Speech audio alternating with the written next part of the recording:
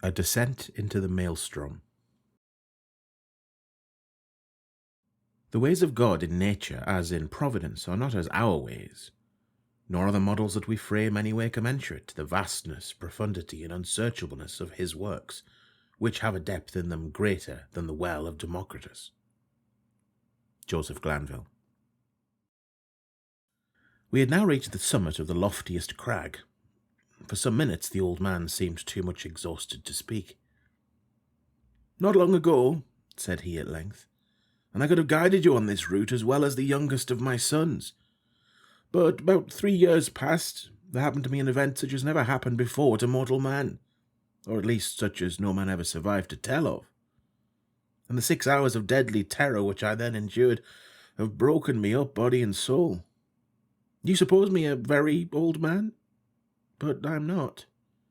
It took less than a single day to change these hairs from a jetty black to white, to weaken my limbs and to unstring my nerves, so that I tremble at the least exertion and am frightened at a shadow.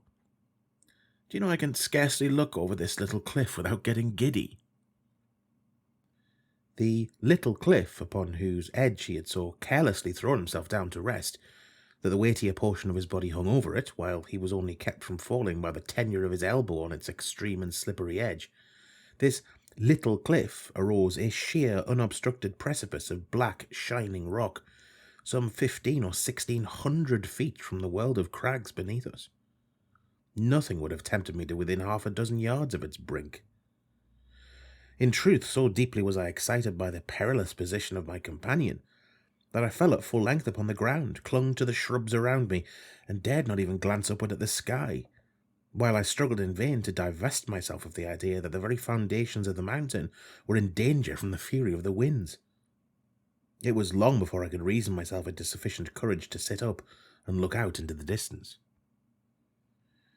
"You must get over these fancies," said the guide, "for I brought you here that you might have the best possible view of the scene of that event I mentioned, and to tell you the whole story with the spot just under your eye. We are now," he continued, in that particularizing manner which distinguished him, "we are now close upon the Norwegian coast, in the 68th degree of latitude, in the great province of Nordland, and in the dreary district of Lofoden. The mountain upon whose top we sit is Helseggen, the Cloudy. Now raise yourself up a little higher, hold on to the grass if you feel giddy, so, and look out beyond the belt of vapour beneath us into the sea." I looked dizzily and beheld a wide expanse of ocean, whose waters wore so inky a hue as to bring at once to my mind the Nubian geographer's account of the Mare Tenebrarum. A panorama more deplorably desolate no human imagination can conceive. To the right and left, as far as the eye could reach, there lay, outstretched like ramparts of the world, lines of horribly black and beetling cliff, whose character of gloom was but the more forcibly illustrated by the surf which reared high up against it, its white and ghastly crest howling and shrieking forever. Just opposite the promontory upon whose apex we were placed, and at a distance of some 5 or 6 miles out at sea, there was visible a small, bleak-looking island, or, more properly, its position was discernible through the wilderness of surge in which it was enveloped. About 2 miles nearer the land arose another of smaller size, hideously craggy and barren, and encompassed at various intervals by a cluster of dark rocks. The appearance of the ocean in the space between the more distant island and the shore had something very unusual about it. Although at the time so strong a gale was blowing landward that a brig in the remote offing lay to under a double-reefed trysail, and constantly plunged her whole hull out of sight, still there was here nothing like a regular swell, but only a short, quick, angry, cross-dashing of water in every direction, as well in the teeth of the wind as otherwise. Of foam there was little except in the immediate vicinity of the rocks. "The island in the distance," resumed the old man, "is called by the Norwegians Vurg. The one midway is Moscow. That a mile to the northward is Ambaren. Yonder are Iselsen, Hotholm, Keildhelm, Swaven, and Buckholm. Farther off, between Moscow and Vurg, are Otterholm, Fleeman, Sandflesen, and Stockholm. These are the true names of the places, but why it's been thought necessary to name them at all is more than either you or I can understand. Do you hear anything? Do you see any change in the water?" We had now been about 10 minutes upon the top of Helseggen, to which we had ascended from the interior of Lofoden, so that we had caught no glimpse of the sea until it had burst upon us from the summit. As the old man spoke, I became aware of a loud and gradually increasing sound, like the moaning of a vast herd of buffaloes upon an American prairie.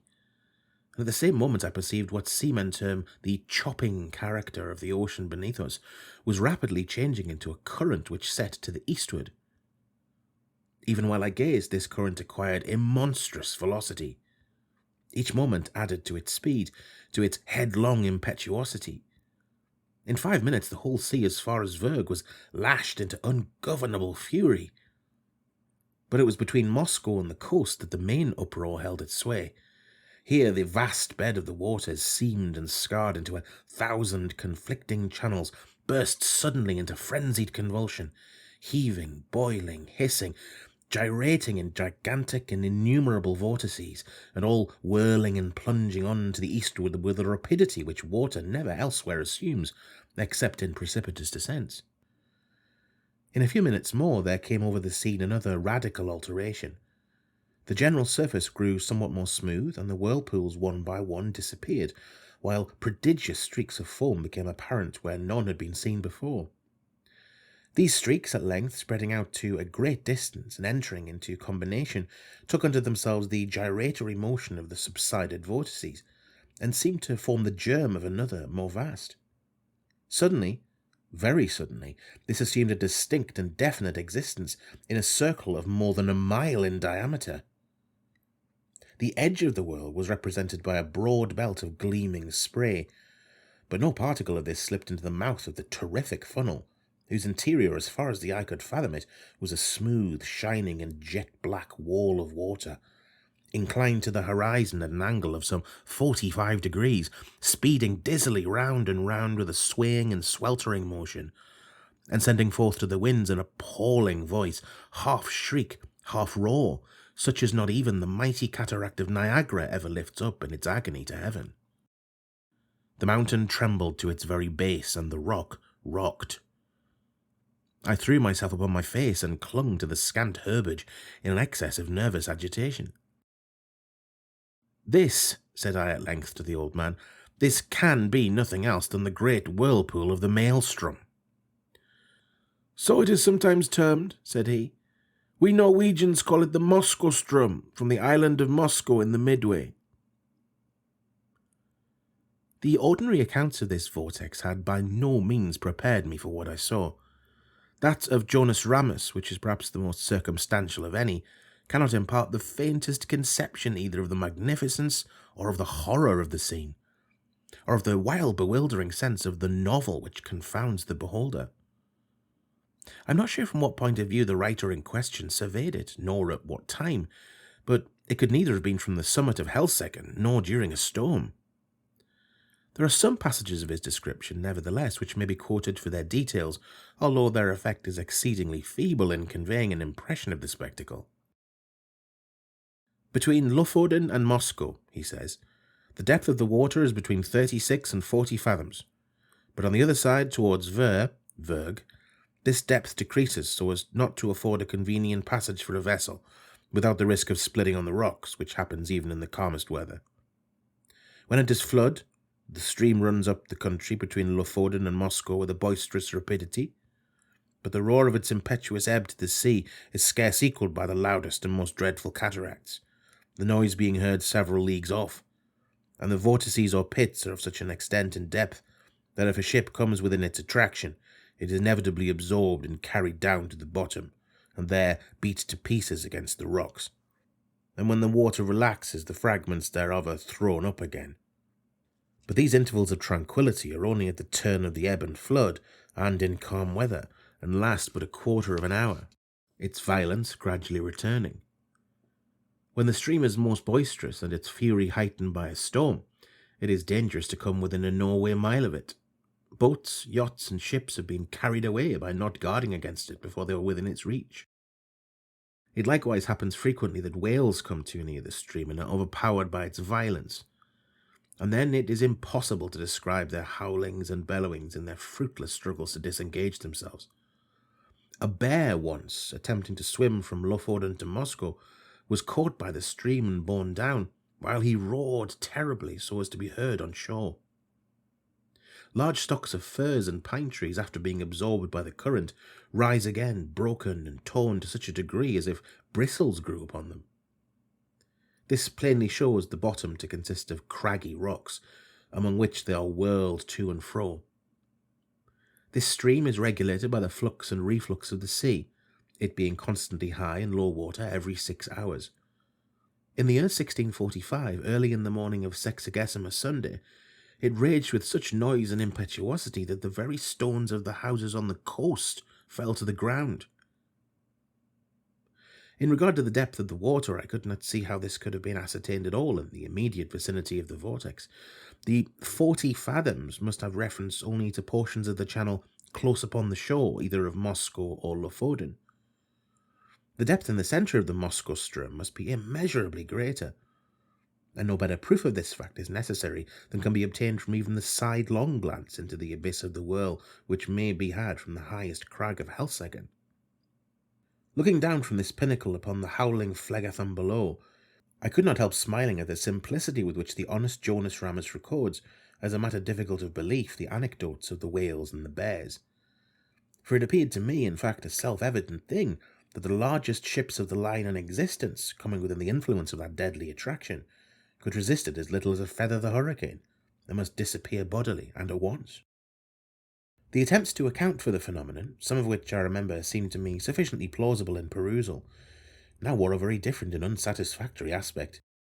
The idea generally received is that this, as well as 3 smaller vortices among the Faroe Islands, have no other cause than the collision of waves rising and falling, at flux and reflux, against a ridge of rocks and shelves, which confines the water so that it precipitates itself like a cataract, and thus the higher the flood rises, the deeper must the fall be, and the natural result of all is a whirlpool or vortex, the prodigious suction of which is sufficiently known by lesser experiments. These are the words of the Encyclopaedia Britannica. Kircher and others imagine that in the centre of the channel of the Maelstrom is an abyss penetrating the globe and issuing in some very remote part, the Gulf of Bothnia being somewhat decidedly named in one instance. This opinion, idle in itself, was the one to which, as I gazed, my imagination most readily assented. And mentioning it to the guide, I was rather surprised to hear him say that, although it was the view almost universally entertained of the subject by the Norwegians, it nevertheless was not his own. As to the former notion, he confessed his inability to comprehend it, and here I agreed with him, for however conclusive on paper, it becomes altogether unintelligible and even absurd amid the thunder of the abyss. "You've had a good look at the whirl now," said the old man, "and if you will creep round this crag so as to get in its lee and deaden the roar of the water, I will tell you a story that will convince you I ought to know something of the Moskostrom." I placed myself as desired, and he proceeded. "Myself and my 2 brothers once owned a schooner-rigged smack of about 70 tons burden, with which we were in the habit of fishing among the islands beyond Moscow, nearly to Vurg. In all violent eddies at sea there is good fishing, at proper opportunities if one has only the courage to attempt it. But among the whole of the Lofoten coastmen, we 3 were the only ones who made a regular business of going out to the islands, as I tell you. The usual grounds are a great way lower down to the southward. There fish can be got at all hours, without much risk, and therefore these places are preferred. The choice spots over here among the rocks, however, not only yield the finest variety, but in far greater abundance, so that we often got in a single day what the more timid of the craft could not scrape together in a week. In fact, we made it a matter of desperate speculation, the risk of life standing instead of labour, and courage answering for capital. We kept the smack in a cove about 5 miles higher up the coast than this, and it was our practice in fine weather to take advantage of the 15-minute slack to push across the main channel of the Moskostrom, far above the pool, and then drop down upon anchorage somewhere near Otterholm or Sandflesen, where the eddies are not so violent as elsewhere. Here we used to remain until nearly time for slack water again, when we weighed and made for home. We never set out upon this expedition without a steady side wind for going and coming, one that we felt sure would not fail us before our return, and we seldom made a miscalculation upon this point. Twice during 6 years we were forced to stay all night at anchor on account of a dead calm, which is a rare thing indeed just about here. And once we had to remain on the grounds nearly a week, starving to death, owing to a gale which blew up shortly after our arrival and made the channel too boisterous to be thought of. Upon this occasion we should have been driven out to sea in spite of everything, for the whirlpools threw us round and round so violently that at length we fouled our anchor and dragged it, if it had not been that we drifted into one of the innumerable cross-currents, here today and gone tomorrow, which drove us under the lee of Fleeman, where, by good luck, we brought up. I could not tell you the 20th part of the difficulties we encountered on the ground.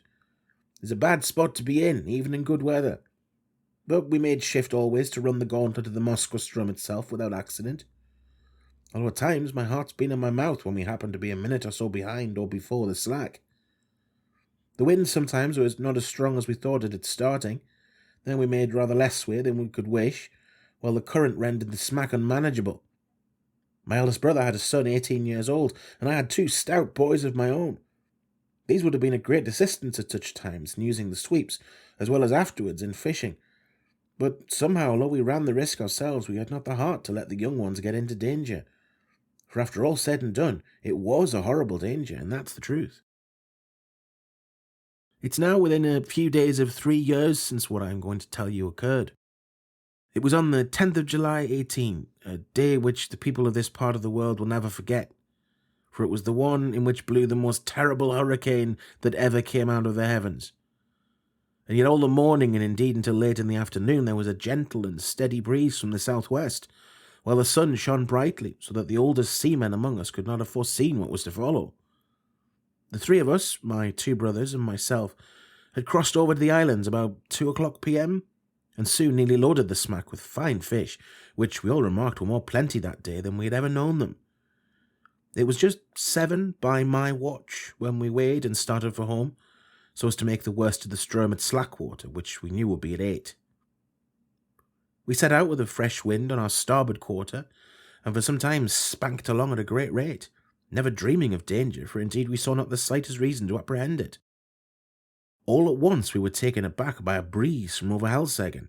This was most unusual, something that had never happened to us before, and I began to feel a little uneasy, without exactly knowing why. We put the boat on the wind, but could make no headway at all for the eddies, and I was upon the point of proposing to return to the anchorage when, looking astern, we saw the whole horizon covered with a singular copper-coloured cloud that rose with a most amazing velocity. In the meantime, the breeze that had headed us off fell away, and we were dead becalmed, drifting about in every direction. This state of things, however, did not last long enough to give us time to think about it. In less than a minute, the storm was upon us. In less than 2, the sky was entirely overcast, and what with this and the driving spray, it became suddenly so dark that we could not see each other in the smack. Such a hurricane as then blew, it is folly to attempt describing. The oldest seaman in Norway never experienced anything like it. We had let our sails go by the run before it cleverly took us, but at the first puff both our masts went by the board as if they had been sawed off, the mainmast taking with it my youngest brother, who had lashed himself to it for safety. Our boat was the lightest feather of a thing that ever sat upon water. It had a complete flush deck with only a small hatch near the bow, and this hatch it had always been our custom to batten down when about to cross the Ström, by way of precaution against the chopping seas. But for this circumstance we should have found it at once, for we lay entirely buried for some moments. How my elder brother escaped destruction I cannot say, for I never had an opportunity of ascertaining. For my part, as soon as I had let the foresail run, I threw myself flat on deck with my feet against the narrow gunwale of the bow, and with my hands grasping a ring bolt near the foot of the foremast. It was mere instinct that prompted me to do this, which was undoubtedly the very best thing I could have done, for I was too much flurried to think. For some moments we were completely deluged, as I say, and all this time I held my breath and clung to the bolt. When I could stand it no longer, I raised myself upon my knees, still keeping hold with my hands, and thus got my head clear. Presently our little boat gave herself a shake, just as a dog does coming in out of the water, and thus rid herself in some measure of the seas. I was now trying to get the better of the stupor that had come over me, and to collect my senses, so as to see what was to be done, when I felt somebody grasp my arm. It was my elder brother, and my heart leaped for joy, for I had made sure that he was overboard. But the next moment all this joy was turned into horror, for he put his mouth close to my ear and screamed out the word, Maelström. No one will ever know what my feelings were at that moment. I shook from head to foot as if I had the most violent fit of the ague. I knew what he meant by that one word well enough. I knew what he wished to make me understand. With the wind that now drove us on, we were bound for the whirl of the Ström, and nothing could save us. You perceive that in crossing the Ström channel, we always went a long way up above the whirl, even in the calmest weather, and then we had to wait and watch carefully for the slack. But now we were driving right upon the pool itself, and in such a hurricane as this. To be sure, I thought, we shall get there just about the slack. There is some little hope in that. But in the next moment I cursed myself for being so great a fool as to dream of hope at all. I knew very well that we were doomed, had we been 10 times a 90-gun ship. By this time the first fury of the tempest had spent itself, or perhaps we did not feel it so much, as we scudded before it, but at all events the seas, which at first had been kept down by the wind, and lay flat and frothing, now got up into absolute mountains. A singular change, too, had come over the heavens. Around in every direction it was still as black as pitch, but nearly overhead there burst out all at once a circular rift of clear sky, as clear as I ever saw, and of a deep bright blue, and through it there blazed forth the full moon with a lustre that I have never before knew her to wear. She lit up everything about us with the greatest distinctness, but oh God, what a scene it was to light up! I now made 1 or 2 attempts to speak to my brother, but in some manner which I could not understand. The din had so increased that I could not make him hear a single word, although I screamed at the top of my voice in his ear. Presently he shook his head, looking as pale as death, and held up one of his fingers as if to say, "Listen." At first I could not make out what he meant, but soon a hideous thought flashed upon me. I dragged my watch from its fob. It was not going. I glanced at its face by the moonlight, and then burst into tears as I flung it far away into the ocean. It had run down at 7 o'clock. We were behind the time of the slack, and the whirl of the Ström was in full fury. When a boat is well built, properly trimmed, and not deep laden, the waves in a strong gale, when she's going large, seem always to slip from beneath her, which appears very strange to a landsman, and this is what is called riding in sea phrase. Well, so far we had ridden the swells very cleverly, but presently a gigantic sea happened to take us right under the counter, and bore us with it as it rose, up, up, as if into the sky. I would not have believed that any wave could rise so high.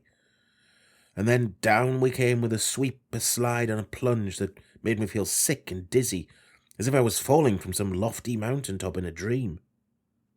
But while we were up, I'd thrown a quick glance around, and that one glance was all sufficient.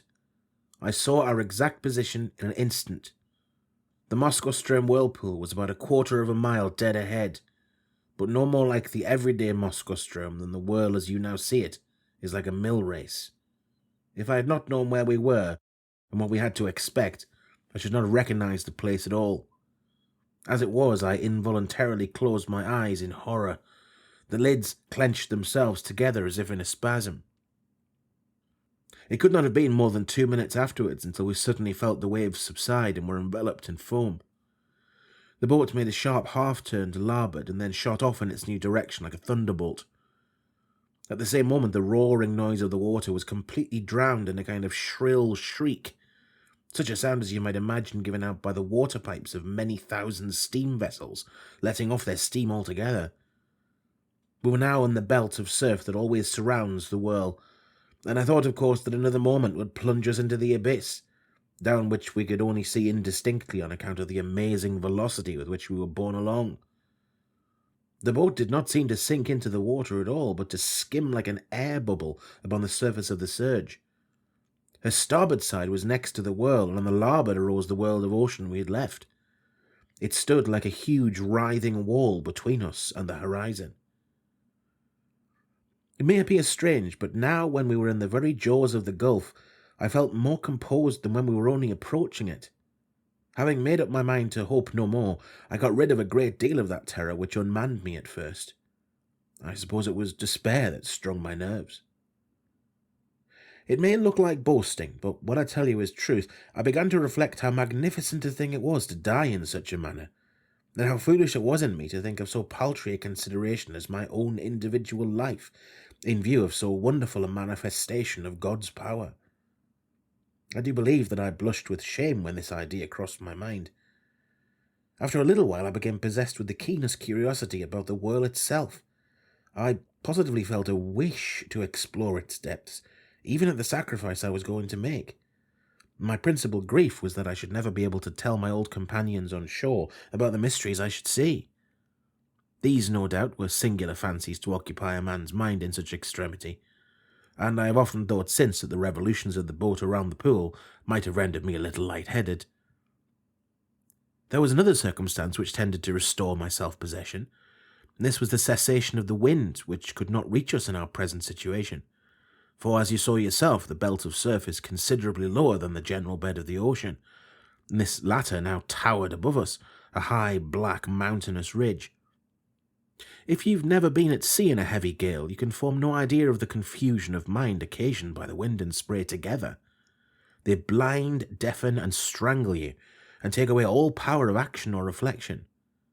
But we were now in a great measure rid of these annoyances, just as death-condemned felons in prison are allowed petty indulgences forbidden them while their doom is yet uncertain. How often we made the circuit of the belt it is impossible to say. We careered round and round for perhaps an hour, flying rather than floating, getting gradually more and more into the middle of the surge and then nearer and nearer to its horrible inner edge. All this time I had never let go of the ring-bolt. My brother was at the stern holding onto a small empty water cask which had been securely lashed under the coop of the counter, and was the only thing on deck that had not been swept overboard when the gale first took us. As we approached the brink of the pit, he let go his hold upon this, and made for the ring, from which, in the agony of his terror, he endeavoured to force my hands, as it was not large enough to afford us both a secure grasp. I never felt deeper grief than when I saw him attempt this act, although I knew he was a madman when he did it, a raving maniac through sheer fright. I did not care, however, to contest the point with him. I knew it could make no difference whether either of us held on at all, so I let him have the bolt and went astern to the cask. This there was no great difficulty in doing, for the smack flew round steadily enough and upon an even keel, only swaying to and fro with the immense sweeps and swelters of the whirl. Scarcely had I secured myself in my new position when we gave a wild lurch to starboard and rushed headlong into the abyss. I muttered a hurried prayer to God and thought all was over. As I felt the sickening sweep of the descent, I had instinctively tightened my hold upon the barrel and closed my eyes. For some seconds I dared not open them, while I expected instant destruction, and wondered that I was not already in my death struggles with the water. But moment after moment elapsed. I still lived. The sense of falling had ceased, and the motion of the vessel seemed much as it had been before, while in the belt of the foam, with the exception that she now lay more along. I took courage and looked once again upon the scene. Never shall I forget the sensations of awe, horror, and admiration with which I gazed about me. The boat appeared to be hanging, as if by magic, midway down upon the interior surface of a funnel, vast in circumference, prodigious in depth, and whose perfectly smooth sides might have been mistaken for ebony, but for the bewildering rapidity with which they spun around, and for the gleaming and ghastly radiance they shot forth, as the rays of the full moon from that circular rift amid the clouds which I have already described streamed in a flood of golden glory along the black walls, and far away down into the inmost recesses of the abyss.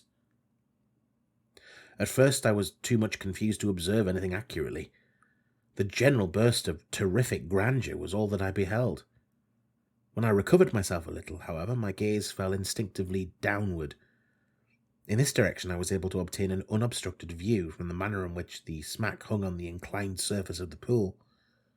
She was quite upon an even keel, that is to say, her deck lay in a plane parallel with that of the water, but this latter sloped at an angle of more than 45 degrees, so that we seemed to be lying upon our beam ends.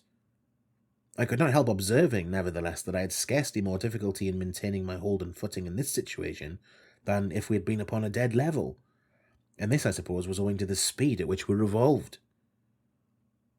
The rays of the moon seemed to search the very bottom of the profound gulf, but still I could make out nothing distinctly, on account of a thick mist in which everything there was enveloped, and over which there hung a magnificent rainbow, like that narrow and tottering bridge which Mussulmans say is the only pathway between time and eternity.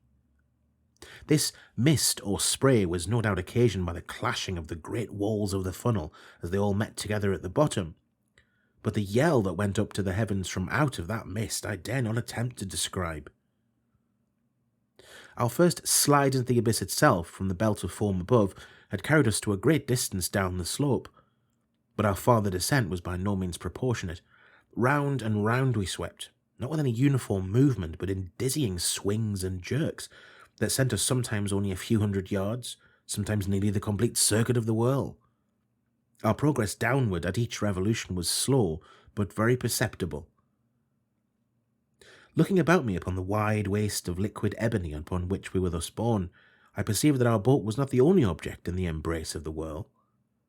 Both above and below us were visible fragments of vessels, large masses of building timber and trunks of trees, with many smaller articles, such as pieces of house furniture, broken boxes, barrels, and staves. I have already described the unnatural curiosity which had taken the place of my original terrors. It appeared to grow upon me as I drew nearer and nearer to my dreadful doom. I now began to watch with a strange interest the numerous things that floated in our company. I must have been delirious, for I even sought amusement in speculating upon the relative velocities of their several descents toward the foam below. This fir tree, I found myself at one time saying, will certainly be the next thing that takes the awful plunge and disappears. And then I was disappointed to find that the wreck of a Dutch merchant ship overtook it and went down before. At length, after making several guesses of this nature, and being deceived in all, this fact, the fact of my invariable miscalculation, set me upon a train of reflection that made my limbs again tremble and my heart beat heavily once more. It was not a new terror that thus affected me, but the dawn of a more exciting hope. This hope arose partly from memory and partly from present observation. I called to mind the great variety of buoyant matter that strewed the coast of Lofoden, having been absorbed and then thrown forth by the Maelström. By far the greater number of the articles were shattered in the most extraordinary way, so chafed and roughened as to have the appearance of being stuck full of splinters. But then I distinctly recollected that there were some of them which were not disfigured at all. Now, I could not account for this difference except by supposing that the roughened fragments were the only ones which had been completely absorbed, that the others had entered the whirl at so late a period of the tide, or for some reason had descended so slowly after entering that they did not reach the bottom before the turn of the flood came, or of the ebb, as the case might be. I conceived it possible in either instance that they might thus be whirled up again to the level of the ocean, without undergoing the fate of those which had been drawn in more early or absorbed more rapidly. I made also 3 important observations. The first was that as a general rule the larger their bodies were, the more rapid their descent. The second, that between 2 masses of equal extent, the one spherical and the other of any other shape, the superiority in speed of descent was with the sphere. The third, that between 2 masses of equal size, the one cylindrical and the other of any other shape, the cylinder was absorbed the more slowly. Since my escape I have had several conversations on this subject with an old schoolmaster of the district, and it was from him that I learned the use of the words cylinder and sphere.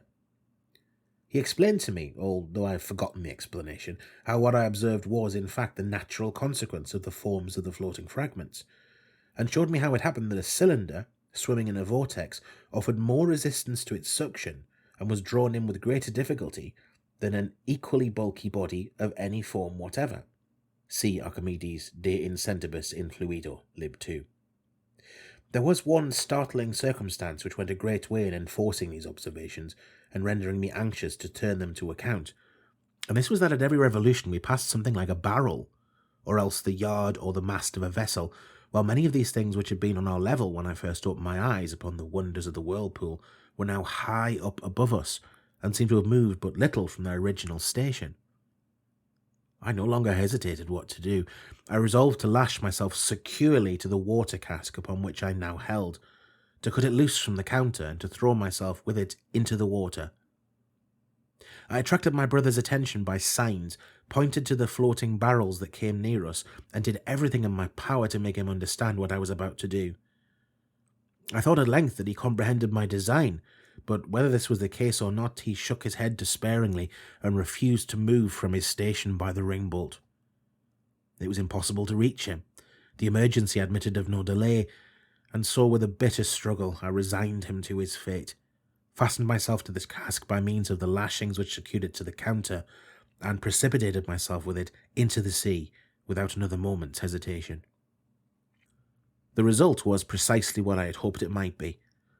As it is myself who now tells you this tale, as you see that I did escape, and as you are already in possession of the mode in which this escape was effected, and must therefore anticipate all that I have further to say, I will bring my story quickly to conclusion. It might have been an hour, or thereabout, after my quitting the smack, when, having descended to a vast distance beneath me, it made 3 or 4 wild gyrations in rapid succession, and, bearing my loved brother with it, plunged headlong at once and forever into the chaos of foam below. The barrel to which I was attached sunk very little farther than half the distance between the bottom of the gulf and the spot at which I leaped overboard, before a great change took place in the character of the whirlpool. The slope of the sides of the vast funnel became momentarily less and less steep. The gyrations of the whirl grew gradually less and less violent. By degrees the froth and the rainbow disappeared, and the bottom of the gulf seemed slowly to uprise. The sky was clear, the winds had gone down, and the full moon was setting radiantly in the west, when I found myself on the surface of the ocean, in full view of the shores of Lofoden, and above the spot where the pool of the Maelström had been. It was the hour of the slack, but the sea still heaved in mountainous waves from the effects of the hurricane. I was borne violently into the channel of the Ström, and in a few minutes was hurried down the coast into the grounds of the fishermen. A boat picked me up, exhausted from fatigue, and, now that the danger was removed, speechless from the memory of its horror. Those who drew me on board were my old mates and daily companions, but they knew me no more than they would have known a traveller from the spirit land. My hair, which had been raven black the day before, was as white as you see it now. They say, too, that the whole expression of my countenance had changed. I told them my story. They did not believe it. I now tell it to you, and I can scarcely expect you to put more faith in it than did the merry fishermen of Lofoden.